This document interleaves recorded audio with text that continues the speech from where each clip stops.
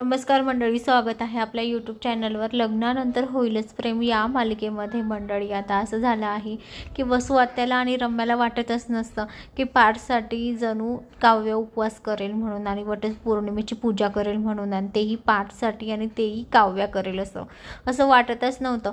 पण तरीसुद्धा माहिती काय, सगळं उलटच झालं.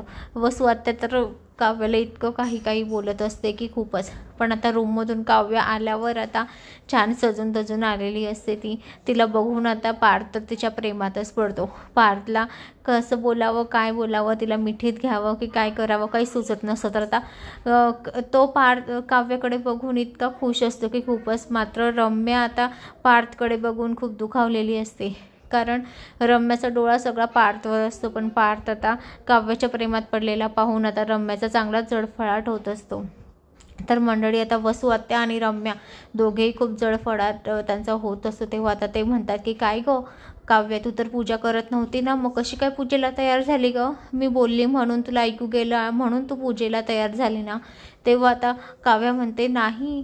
तेव्हा आता पार्थ म्हणतो अगं वसू आता तसं नाही आहे, त्यांनी पूर्वतयारी केव्हाचीच करून ठेवलेली होती.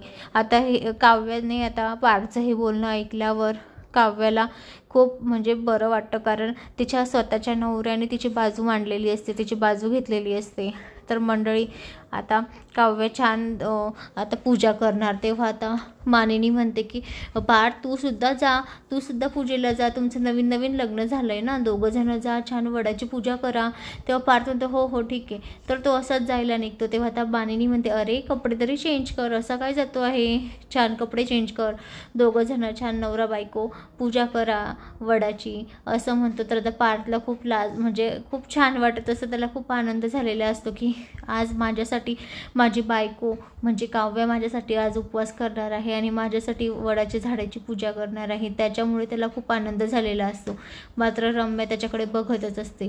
ती खूप काव्याला मनातल्या मनात शिवाय देत असते. तर आता पार्थला बघून तिचा खूप जळफळाट होत असतो.